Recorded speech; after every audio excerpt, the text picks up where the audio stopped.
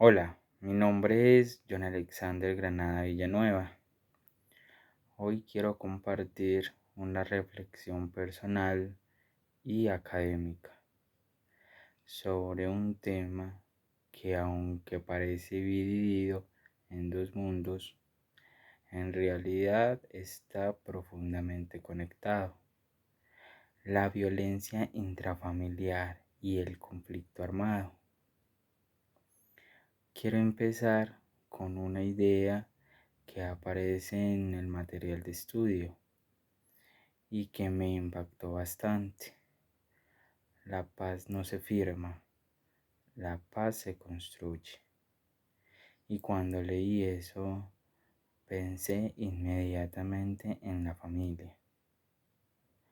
La familia debería ser el primer espacio donde aprendemos a convivir, a respetar y a cuidarnos. Pero en Colombia, un país que nació en medio de la guerra, ese espacio íntimo muchas veces también se llena de violencia. Entonces me pregunto, ¿cómo es posible que, siendo seres sensibles y racionales, tengamos que imponer leyes para recordarnos que no debemos hacernos daño? Este cuestionamiento aparece en el documento y cuando lo leí entendí que ni la violencia intrafamiliar ni el conflicto armado son fenómenos aislados. Ambos tienen raíces comunes. En las reseñas históricas se explica que los derechos humanos no surgieron de manera natural. Son el resultado de luchas sociales, de reclamos, de resistencia. Y así como los derechos se construyen en lo público, también se construyen dentro del hogar. Cuando en una familia no hay reconocimiento, ni dignidad, ni respeto, estamos enfrente a una violación de derechos humanos. Y eso mismo ocurre en el conflicto armado, solo que a escala nacional. En ambos escenarios aparece la incapacidad de reconocer el valor de la vida del otro.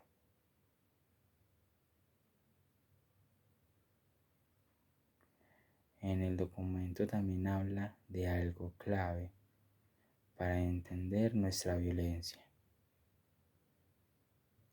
el debilitamiento de lo público, la falta de oportunidades, la corrupción, abandono estatal, la desigualdad. En estas condiciones sociales de verdad que generan frustraciones, desconfianza y miedos. Y ese ambiente termina colocándose dentro de las casas. Por eso, muchas familias, la violencia no surge de la nada, es el reflejo de una sociedad que no ha podido resolver sus conflictos sin recurrir a la fuerza. Y aquí quisiera unirlo directamente con el conflicto armado. Durante décadas en Colombia se normalizó la violencia como forma de resolver problemas. Se justificó, se replicó y se heredó. Si un Estado no protege, si un Estado no genera confianza, se marginan las comunidades, entonces la violencia se vuelve una respuesta aprendida. De la misma manera, cuando en un hogar falta acompañamiento emocional, cuando hay desesperancia económica o cuando no existe educación para el diálogo, también se termina evidenciando la violencia como la forma más fácil de entender los conflictos internos. Algo que me llamó la atención es que en el material aparece un concepto llamado paz territorial. Esto nos invita a dejar de esperar que la paz venga únicamente desde arriba, desde el Estado o los acuerdos, y a reconocer que también nace desde lo pequeño, desde lo cotidiano. Es decir, la paz también empieza en casa. Si no somos capaces de resolver conflictos sin agresiones dentro del hogar, ¿cómo esperar que logremos hacerlo como país? ¿Cómo construirlo también como actores armados? Y si no respetamos los derechos humanos en lo íntimo, ¿cómo exigirlos en lo público?